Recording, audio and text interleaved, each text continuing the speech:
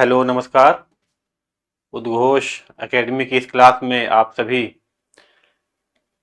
प्रतिभागियों का, आप सभी प्रतियोगी परीक्षाओं की तैयारी कर रहे सभी एस्पिरेंट्स का स्वागत और अभिनंदन है।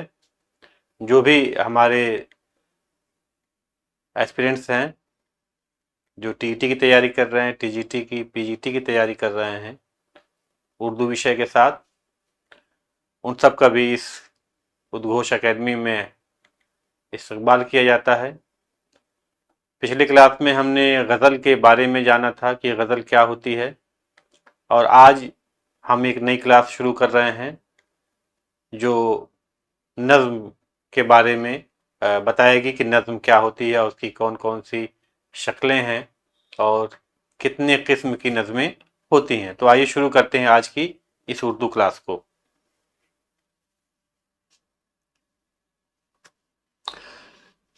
उर्दू में हम सभी जानते हैं कि कोई भी भाषा हो, कोई भी ज़बान हो, उसमें दो किस्में होती हैं। एक होती है नज़्म और एक होती है नस्र। अगर हिंदी के एतबार से मैं आपको समझाऊं तो एक होता है गद्य, एक होता है पद्य। गद्य यानी कि नस्र और पद्य यानी कि नज़्म। तो आइए हम जानते हैं कि नज़्म क्या होती है। ये यहाँ पे नज़्म है और नज़्म की कुछ किस्में यहाँ पे दी गई हैं। पहली जो किस्म है पाबंद नज़्म, दूसरी किस्म है नज़्म मुअर्रा और तीसरी किस्म है आज़ाद नज़्म। तो ये ऐसा नहीं है कि ये तीन ही किस्में होती हैं, नज़्म की और भी किस्में हो सकती हैं, लेकिन अगर ख़ास तौर से देखा जाए जिनको हम आम तौर पे पहचानते हैं तो यही तीन ख़ास तौर से नज़में हम देखते हैं: पाबंद नज़्म, नज़्म मुअर्रा और आज़ाद नज़्म। इसके अलावा एक नसरी नज़्म भी होती है जो बिल्कुल नस्र के अंदाज में लिखी जाती है, उसमें किसी तरीके की कोई कैद, कोई पाबंदी नहीं होती है। तो इन सारी चीज़ों को जानने से पहले हम बात करते हैं कि नज़्म क्या होती है। नज़्म का अगर लघवी माने देखा जाए तो इसका मतलब होता है कि लड़ी में मोती पिरोना, इसका लघवी माने है, यानी कि लफ्जी माने हैं। लेकिन अगर हैयत के एतबार से देखा जाए तो नज़्म वो हैयत है, या यूं कहें कि नज़्म वो अपनी ख्यालात को बयान करने का जरिया है जो नज़्म की शक्ल में पेश की जाती है। नज़्म में किसी ख्याल की कैद नहीं है, किसी मौजू की कैद नहीं है, किसी भी मौजू पे नज़्म कही जा सकती है। जिस तरह की गज़ल में हम कहते हैं कि 5-7 अशार होते हैं, लेकिन नज़्म में 5 या 7 अशार की कैद नहीं होती है। कितने भी अशार में नज़्म कही जा सकती है। ये 5-7 भी हो सकता है, 4 भी हो सकता है, 4 मिसरों की भी नज़्म हो सकती है, या 40, 50, 100, 200, 1000 की भी नज़्म हो सकती है। हाँ, लेकिन अपनी अपनी सिफत की बुनियाद पे उन नज़्मों को अलग अलग नामों से भी जाना जाता है। तो यहाँ पे अगर हम बात करें नज़्म की, तो नज़्म का लघवी माने हुआ लड़ी में मोती पिरोना। और नज़्म लिखी कैसी जाती है, उसकी हैयत कैसी होती है, तो वो ये है कि नज़्म में एक मरकजी ख्याल होता है। मरकजी ख्याल के साथ साथ अलग अलग उसमें मौजू हो सकते हैं। वो मौजू आपस में क्या होते हैं, आपस में जुड़े हुए होते हैं, मुंसलिक होते हैं। तो ये नज़्म कहने की एक तरीका है कि नज़्म में क्या होता है, एक तसलसल होता है, कंटिन्यूटी होती है, तसलसल के साथ किसी बात को बयान किया जाता है, और उस बात का कोई अपना एक मौजू नहीं होता। किसी भी मौजू पे हम कह सकते हैं, हम बरसात पे कह सकते हैं, हम गर्मी पे कह सकते हैं, हम ठंडक पे कह सकते हैं, हम अपने ख्यालात का इजहार कर सकते हैं, हम किसी गम की बात पे कर सकते हैं, किसी खुशी के मौके पे हम नज़्म कह सकते हैं, किसी के अपने रिश्ते को बयान करने के लिए नज़्म कह सकते हैं, या किसी तारीख को बयान करने के लिए हम नज़्म कह सकते हैं। मतलब कोई भी कैद इसमें नहीं होती है। जैसा कि गज़ल में है कि गज़ल में कहते हैं कि इसमें औरतों की बातें करना, औरतों के बारे में बातें करना, इसके नज़्म के साथ ऐसा नहीं है। नज़्म मौजू के एतबार से काफ़ी वसी है, इसका दायरा काफ़ी फैला हुआ है। इसलिए नज़्म में बहुत सारे शायरों ने अपनी तबाह आजमाई की है और नज़्में कही हैं। तो इस तरीके से ये नज़्म हुई। ठीक है। नज़्म जो उसकी अगर हैयत की बात करें, उसकी बनावट कैसी होती है, तो बनावट के एतबार से देखा जाए तो उसकी तीन किस्में होती हैं। पहला पाबंद नज़्म, दूसरा नज़्म मुअर्रा, तीसरा आज़ाद नज़्म। तो आजाद नज्म, नज्म मुवर्रा, पाबंद नज्म, ये तीन किस्म की मैं बात यहाँ पे करूंगा, लेकिन इसके अलावा भी और भी कई किस्में होती हैं नज्म की, लेकिन खास तौर से यही नज्में होती हैं। पहला है पाबंद नज्म। पाबंद नज्म वो नज्म होती है जिसमें रदीफ व काफिये की पाबंदी होती है, जिसमें बहर की भी पाबंदी होती है, जिसमें एक वजन होता है और तसलसल के साथ बयान भी किया जाता है। यानी अगर हम बात करें पाबंद नज्म की, तो पाबंद नज्म में क्या है, रदीफ व काफिये की पाबंदी भी है, वजन भी है, और एक बहर में भी कहीं ना किसी बहर में कही जाती है, चाहे वो मखमस में हो, चाहे मुसद्दस में हो, या जो भी हो, दोहा हो, गीत हो, किसी भी शक्ल में ये पाबंद नज्म हो सकती है। ठीक है। उसी तरीके से नज्म मुवर्रा की अगर हम बात करें, मैं चाहूंगा कि पाबंद नज्म की जब बात की जाए तो पाबंद नज्म की एक मिसाल आप देख लें, मैं आपके सामने पेश करना चाहूंगा। ये एक पाबंद नज्म है, जैसा कि मैंने कहा कि इसमें रदीफ व काफिये की पाबंदी होती है, बहर भी होता है, वजन भी होता है और एक ख्याल भी होता है। तो देखिए एक मिसाल है ये जोशमली आबादी की लिखी हुई एक नज्म है, बदली का चांद। ये वही एक नज्म है, मैं पढ़ के सुनाता हूँ आपको समझ में आएगा। खुर्शीद व देखो डूब गया, जुल्मत के निशान लहराने लगे, महताब वो हल्के बादल से चांदी का वरक बरसाने लगे। वह सांवले पन पर मैदान के हल्की सी सबाहत दौड़ चली, थोड़ा सा उभर कर बादल से वह चांद जबी झलकाने लगा। लो डूब गया फिर बादल में, लो डूब गया फिर बादल में वो खत से दौड़ गया, तो फिर वह घटा में चाक हुई, जुल्मत का कदम थर्राने लगा। बादल में छिपा तो खोल दिए, बादल में दरीचे हीरे के, गर्दों पे जो आया तो गर्दों दरिया की तरह लहराने लगा। सिमटी जो घटा तारीकी में, चांदी के सफीने लेके चला, सनकी जो हवा तो बादल के गर्दाब में गोते खाने लगा। तो ये जो आप देख रहे हैं ये एक पाबंद नज्म है। ठीक है, कैसे है देखिए, आप इस तरफ देखेंगे, ये नज्म का पहला मिसरा और ये दूसरा मिसरा, तो ये पहला और दूसरा मिसरा मिलके एक शेर बना, जिसमें आप जब इधर देखेंगे, बरसाने लगा, झलकाने लगा, थर्राने लगा, लहराने लगा, खाने लगा, चकराने लगा, घबराने लगा, बरसाने लगा, आने लगा। तो देखिए इसमें सब में देखेंगे लगा लगा लगा, ये सब क्या है, ये सब क्या हो गया, ये रदीफ हो गया। ठीक, देखिए इधर से ये सब के सब क्या है, लगा लगा लगा लगा लगा, ये सब क्या है, ये रदीफ हो गया। उसी तरीके से बरसाने, झलकाने, थर्राने, लहराने, खाने, चकराने, घबराने, साने, आने, ठीक है, ये क्या हो गया, ये काफिया हो गया। तो ये ऐसी नज्म है जिसमें रदीफ और काफिये की पाबंदी भी है और साथ ही साथ एक बहर में भी है और एक वजन है, मिसरे सारे बराबर हैं।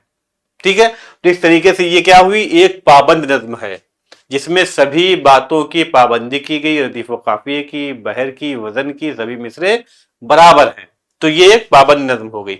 अब आइए हम चलते हैं नज्म मुवर्रा की तरफ। हम बात कर रहे हैं ये नज्म मुवर्रा।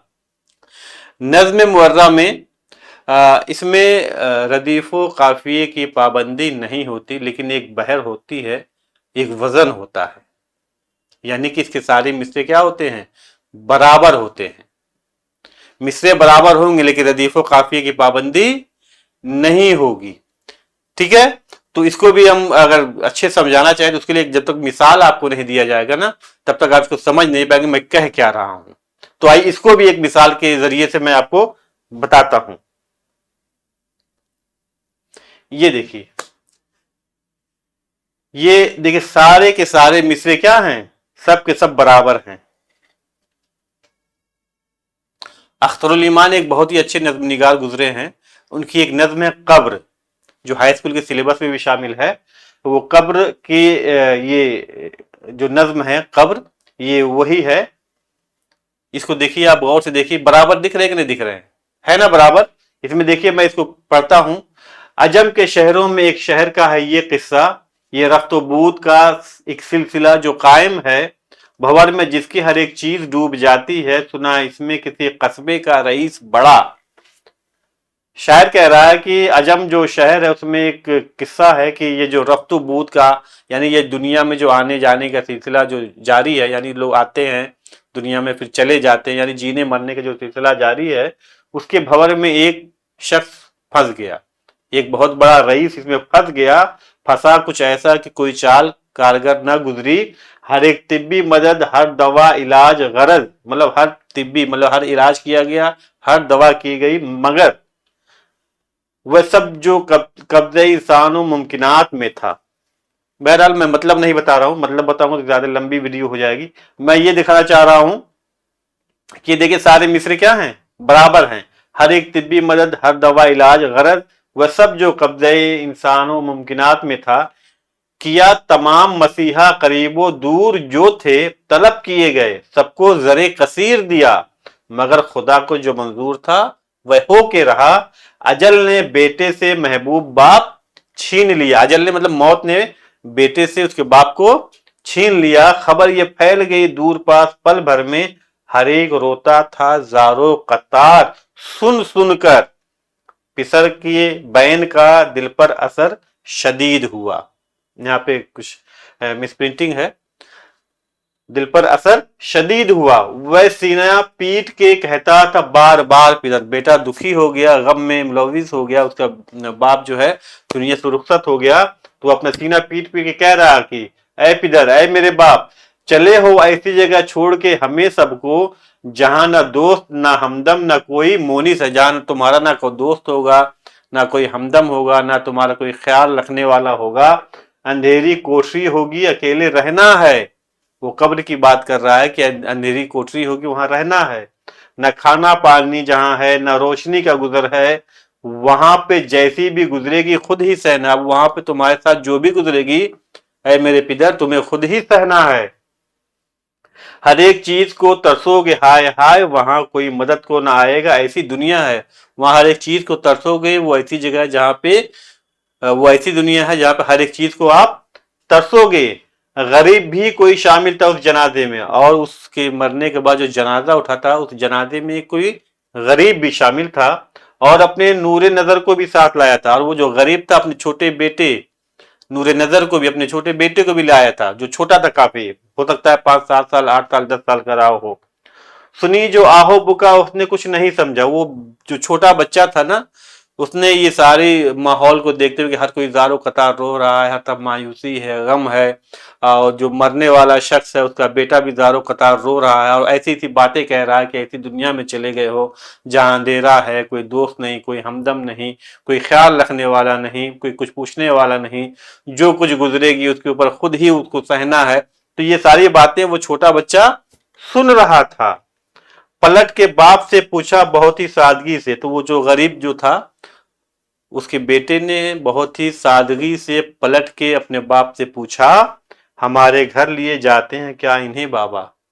اب اس آخری مصرے میں دیکھیے کتنی جذباتی بات ہے کہ وہ غریب بچہ کہہ رہا ہے کہ یہ جو رو رہا ہے لڑکا وہ کہہ رہا ہے کہ بیٹا باپ تم ایسی جگہ چلے گئے، تو اس کو یہ ڈر ہوا کہ کیا اس میت کو ہمارے گھر لیے جا رہے ہیں، مطلب وہ بچہ جو اتنا غریب تھا کہ اس کو لگا کہ یہ جتنی کیفیات یہ لڑکا بیان کر رہا ہے رو رو کے، وہ ساری کیفیات تو میرے گھر کی ہے، میرے گھر میں بھی کھانے کو نہیں ہے، پہننے کو نہیں ہے، غریبی ہے، اندھیرا ہے، کوئی ہماری مدد کرنے کو نہیں آتا، جو کچھ بھی ہوتی ہے ہم خود ہی سہتے ہیں۔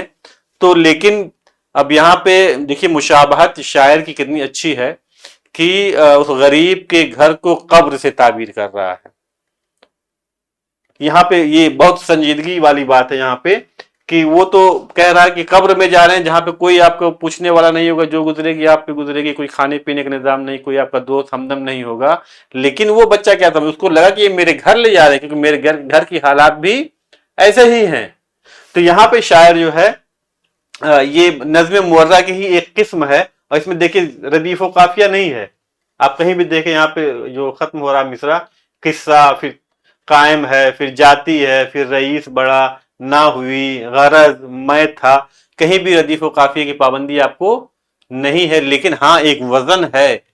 बात समझ में आ रही है, सारे मिसरे बराबर हैं। तो क्या है ये एक नज़्मे मुअर्रा है। रदीफ व काफिये की पाबंदी तो नहीं है, लेकिन तमाम मिसरे क्या हैं, बराबर हैं। तो ये एक नज़्मे मुअर्रा की एक किस्म है, एक मिसाल है जो मैंने आपके सामने रखी। अब आइए तीसरी शक्ल की तरफ चलते, तीसरे मिसाल की तरफ। ये बात की जा रही है आजाद नज्म की।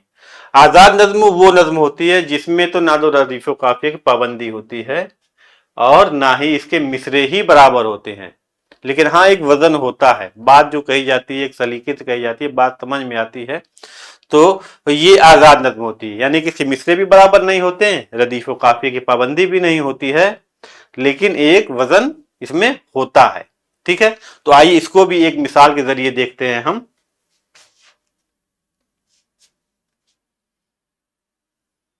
ये देखिए, कोई धड़कन ना कोई चाप संचल, ना कोई मौज ना हलचल, ना किसी सांस की गर्मी ना बदन, ऐसे सन्नाटे में एक आध तो पत्ता खड़के, कोई पिघला हुआ मोती कोई आंसू कोई दिल,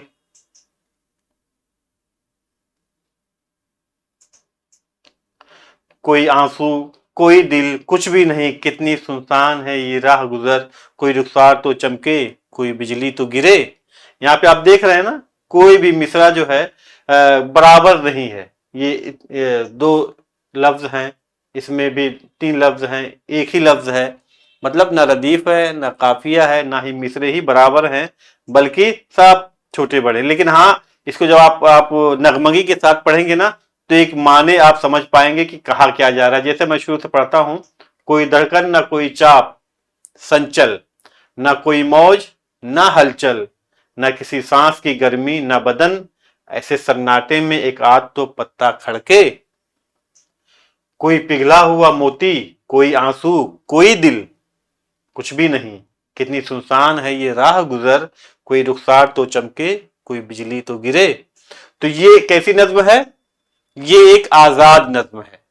ठीक है, तो हमने आज नज्म के बारे में जाना कि नज्म क्या होती है, उसकी कितनी शक्लें होती हैं, कितनी किस्में होती हैं। हालांकि इन तीनों के अलावा अगर बात की जाए तो ये पाबंद नज्म, नज्म मुअर्रा, आजाद नज्म, ये तो मैंने बताया। लेकिन साथ ही साथ एक नसरी नज्म भी होती है जिसमें किसी भी तरीके की कोई भी पाबंदी कोई भी कैद नहीं होती, बिल्कुल फ्री हैंड लिखी है, बल्कि इस तरीके से वो नज्म दिखती है जैसे लग रहा है कि नस्र लिखी जा रही है। ठीक है, तो ये जो वो जो नज्म होती है वो बिल्कुल नसरी अंदाज में लिखी जाती है, और उससे बहुत ही कम शायरों ने अपने तब आजमाई की है। लेकिन ज्यादातर जो नज़में आपको मिलेंगी ये पाबंद नज्म, नज्म मुअर्रा और आजाद नज्म। लेकिन इन तीनों में भी जो सबसे ज्यादा नज्म आपको मिलेगी वो पाबंद नज्म के तहत ही मिलेंगी, क्योंकि पाबंद नज्म में वो नगमगी भी है, वो खूबसूरती भी है, पढ़ने में भी वो अच्छी लगती है, सुनने वाले को भी बड़ा मजा आता है। इसलिए ज्यादातर शायरों ने जो है पाबंद नज्म पे ही काम किया है। मैं इसको आपको बताता हूं कि पाबंद नज्म की खासियत क्या, लिख के मैं दिखा देता हूं कि पाबंद नज्म में क्या होता है। रदीफ भी है,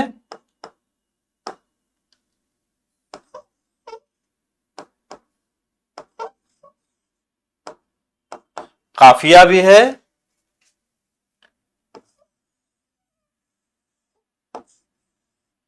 मिसरे भी बराबर हैं,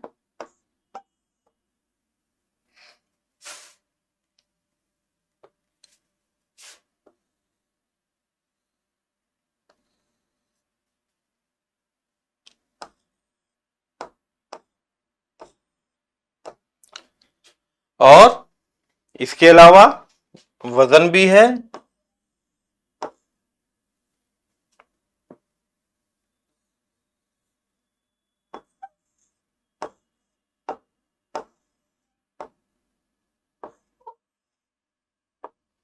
और बहर भी होती है। ठीक है, तो पाबंद नज्म की ये खासियत होती है। जबकि नज्म मुअर्रा में क्या है, मिसरा बराबर होता है,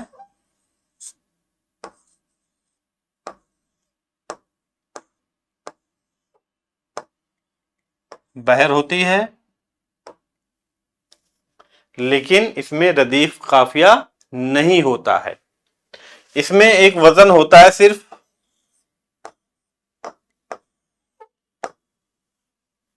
वजन होता है इसमें। इसमें ना तो रदीफ है, ना काफिया है, ना ही मिसरे बराबर होते हैं, बिल्कुल आजाद होती है इन सारी चीजों से। तो ये अगर आप देखेंगे इस गौर से, तो सबसे ज्यादा जो खुसूसियत पाई जाती है वो पाबंद नज्म में पाई जाती है।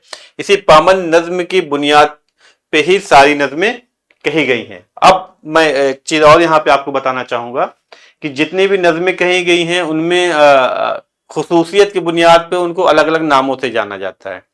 जैसे मसनवी है, वो भी एक नज्म है।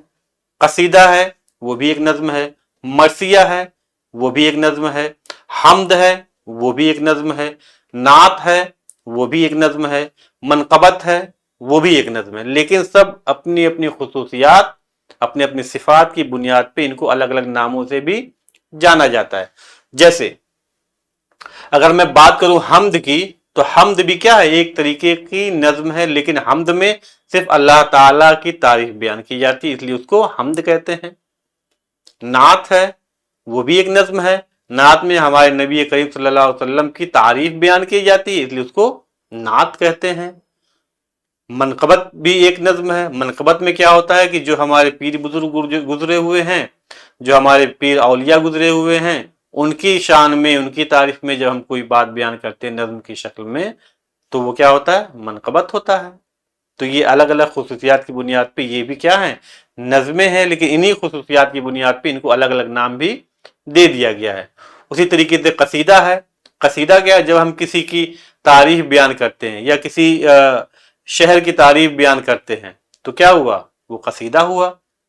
उसी तरीके से मरे हुए शख्स की जब हम तारीफ बयान करते हैं, कोई शख्स शहीद हो गया, कोई शख्स मर गया है, तो हम उसकी औसाफ को, उसकी सिफात को बयान करके इजहार गम का जो हम बयान करते हैं, जब हम किसी बात को करते हैं, नज्म कहते हैं, तो उसको हम मरसिया कहते हैं। मैं इसको फिर से दोहराना चाहूंगा कि मरसिया वो नज्म है जिसमें किसी मरे हुए शख्स को, औसाफ को बयान करके इजहार गम किया जाता है, गम का इजहार किया जाता है। ऐसी नज्म को मरसिया कहा गया है। लेकिन आमतौर पर देखा यह जाता है कि जो इमाम हुसैन थे और उनके जो 72 साथी थे, उनके जो शहादत हुई करबला के मैदान पे, उनके सिफात की बुनियाद पे, उनकी शहादत की बुनियाद पे मरसिया ही कही गई। और उसको लोग जानते हैं कि जब इमाम हुसैन और उनके शोहदा, उनके 72 साथियों को जब शहीद किया गया, तो उनकी बुनियाद पे, उनकी सिफात की बुनियाद पे जो नज्म कही जाती है, उसको ही मरसिया कहते हैं। ऐसा नहीं है, शख्सी मरसिए भी होते हैं। कोई मेरी मरने के बाद मेरी तारीफ में भी अगर कुछ बयान करता है, तो वो भी एक मरसिया ही कहा जाएगा। ठीक उसी तरीके से मसनवी है, जो कि मुगफ़ा होती है, और ये बहुत लंबी हो सकती है। इसमें दास्तान बयान की जाती है।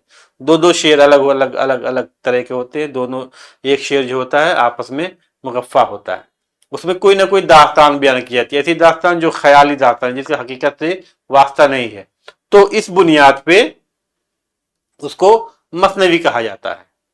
तो इस तरीके से देखा जाए तो ये जितनी भी चीजें हैं, वो सब के सब, जितनी भी ये कहने के जो तरीके, वो सब के सब नज्म हैं, लेकिन उनकी सिफात, उनकी खुसूसियात की बुनियाद पे उनको अलग अलग नामों से भी जाना जाता है। हैयत के एतबार से देखा जाए तो मैंने ये पहले ही बता दिया कि नज्म है। नज्म की ये 3 खास खास किस्में हैं, पाबंद नज्म, नज्म मुहर्रा और आज़ाद नज्म।